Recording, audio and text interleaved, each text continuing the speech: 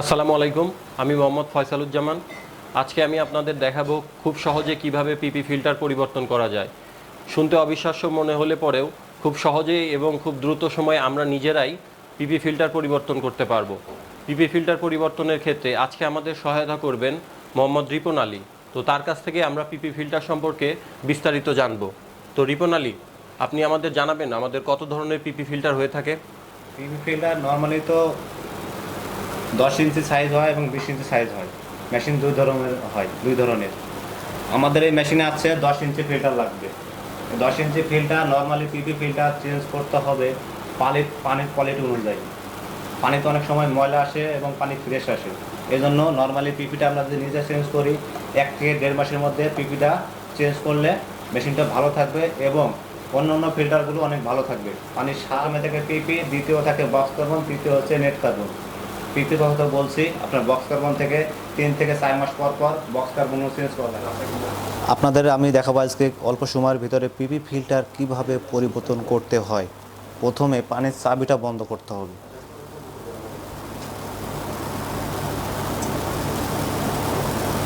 পানির চাবিটা বন্ধ করার পরে আপনার ইলেকট্রিক লাইনটা বন্ধ করতে হবে। বন্ধ করার পরে আপনার ফিল্টার চেঞ্জ করার জন্য একটা চাবি লাগবে, চাবি ব্যবহার করতে হবে। আপনি হাত দিয়ে কখনো খুলতে পারবেন না, প্রেশার থাকে, টাইট হয়ে যায়। এজন্য পরিবর্তন করতে হলে একটা চাবি লাগবে, আপনার চাবিটা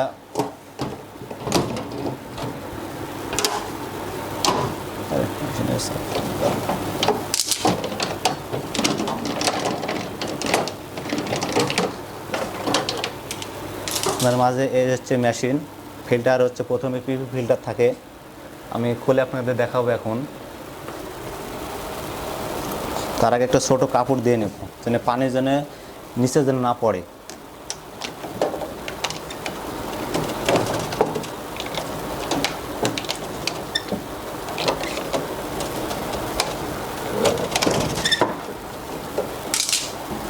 একটা বালতি লাগবে এবং একটা ছোট মগ ব্যবহার করলে ভালো হয়। আপনারা দেখতে পাচ্ছেন ফিল্টারে অনেক ময়লা জমছে। 1 ইঞ্চি প্রায় কাদা পড়তেছে, দেখেন ফিল্টারে অনেক কাদা এবং ময়লা।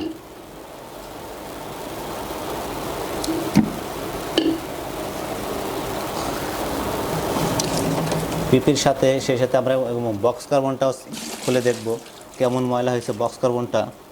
বক্স কার্বনের ভিতরে অনেক ময়লা জমছে।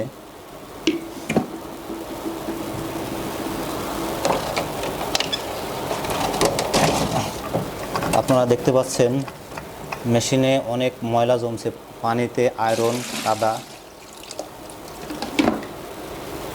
আমরা 3টা ফিল্টারই খুলছি, ওয়াশ করে নেব। ওয়াশ বলতে পাইপের ভিতরে একটু ময়লা পানি থাকে, এই পানিটা শুধু একটা খালি মগ দিয়ে পানিটা এখন ছাড়লে দেখতে পাচ্ছেন যে পানি আসতেছে, অল্প অল্প করে আসতেছে। এই জন্য পানিটা আমরা পাইপে একটু হালকা করে বাড়ি দেবো।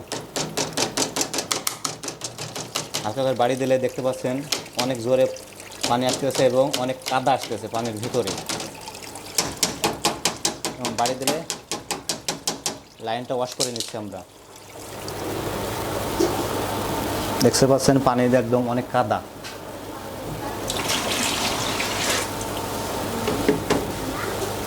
আমরা পাইপে বাড়ি দিলে অনেক ময়লা পানি বেরিয়ে এসেছে। এটা যদি না ওয়াশ করি, সরাসরি যদি ধুয়ে লাগাই দিই, তাহলে 1 মাসের যে ময়লা, সেই ময়লাটা সরাসরি সঙ্গে সঙ্গে ফিল্টার লাগালে জমে যাবে। পাইপটা ওয়াশ করলে পরিষ্কার পানি আসতেছে। এটা ফিল্টার 1 থেকে 1.5 মাস যদি ব্যবহার করে, পাইপের ভিতরে অনেক পানিতে ময়লা জমে, পাইপের ভিতরে আয়রন, কাদা এগুলো জমে, তাহলে মেশিনে পানি কম যদি পায় তাহলে সেক্ষেত্রে মেশিনের অনেক প্রবলেম হতে পারে। এজন্য আমরা দেখতে হবে পানি যেন মেশিনে পর্যাপ্ত পরিমাণ পায়, যতটুকু পানি প্রয়োজন অতটুকু যেন পানি পায়। মোটামুটি ক্লিয়ার হয়ে গেছে। এখন ওটা হাউজিং ওয়াশ করব, ভিতরে অনেক ময়লা কাদা জমছে। কাদা জমছে আর ভিতরে আপনারা দেখতে পাচ্ছেন যে অনেক ময়লা ছিল। এটা পরিষ্কার করা হয়েছে ভীম অথবা লিকুইড পাউডার জাতীয় দিয়ে পরিষ্কার করে নিয়ে আসছি। আর এখন আমি ফিল্টার লাগাবো।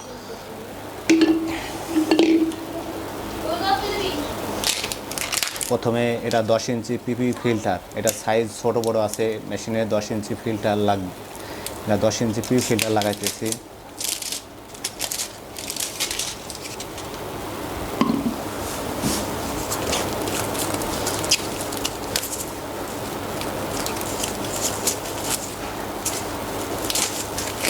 এটা বক্স কার্বন ল্যানসেনের টায়নের, অনেক ভালো একটা বক্স কার্বন।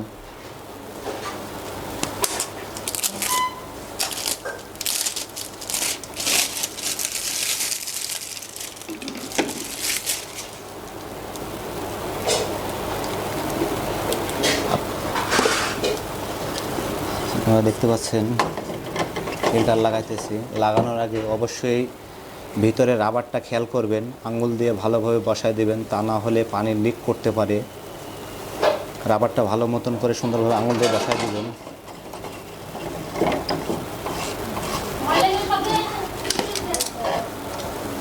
হাত দিয়ে টাইট দেওয়ার পরে রেঞ্চ নেবেন, গ্রেস নিয়ে বাম হাতে মেশিনটা ধরে ডান হাত দিয়ে টাইট দিবেন।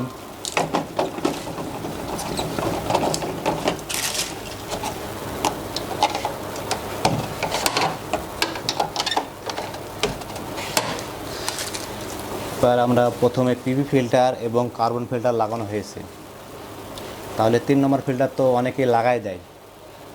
যদি লাগাই, যে কার্বন ফিল্টারের যে কালিটা আছে, কালিটার সঙ্গে সঙ্গে মেমব্রেনে চলে যেতে পারে। তাহলে আমরা কি করতে হবে, পানি লাইন ছাড়বেন, ছাড়ার পরে কার্বনের কালিটা ওয়াশ করে নেব। কালিটা যেন মেমব্রেন ফিল্টারের জন্য না যায়। আপনারা দেখতে পাচ্ছেন যে কী পরিমাণ কার্বনে কালি বেরোইতেছে। কালিটা, এই কালিটা যদি আমরা ওয়াশ করে নিই এবং পানিটা কিছু পানি যদি ফেলাই দিই 3 নম্বর হাউজিং থেকে, তাহলে পানিটা পরিষ্কার হয়ে গেলে মেমব্রেনটা ব্লক হবে না।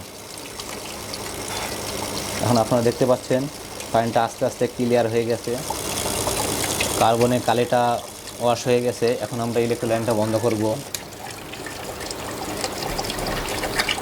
ইলেকট্রিক লাইনটা বন্ধ করব।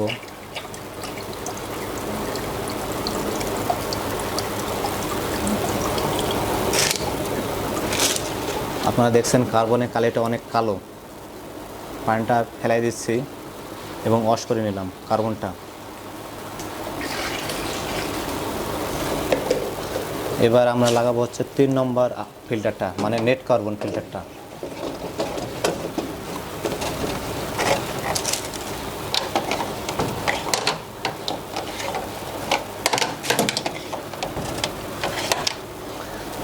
মোটামুটি কাজ ওকে।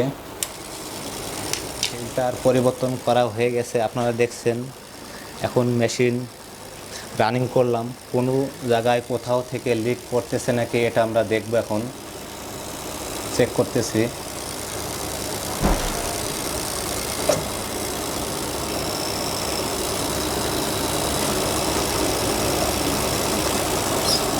আপনারা দেখতে পাচ্ছেন কোথাও থেকে লিক করতেছে না, মেশিন ঠিক আছে। আপনারা দেখতে পাচ্ছেন আমরা মেশিনের ঢাকনাটা লাগাই দেবো। এখন লাইনের রড আর পানির টিডিএস কত,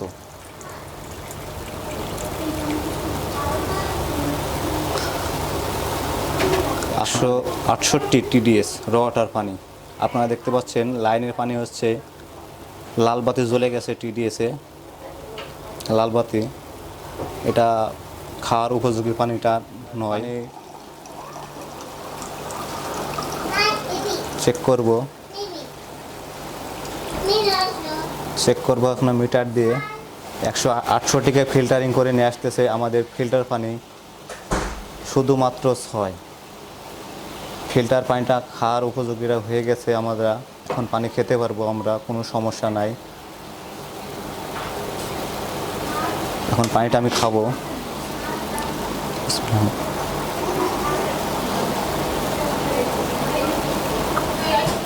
সর্বশেষ আপনি পাচ্ছেন বিশুদ্ধ ও নিরাপদ পানি, যার মাধ্যমে আপনি ও আপনার পরিবার সুরক্ষিত থাকছে বিশুদ্ধ পানির মাধ্যমে। ধন্যবাদ আমাদের সঙ্গে থাকার জন্য।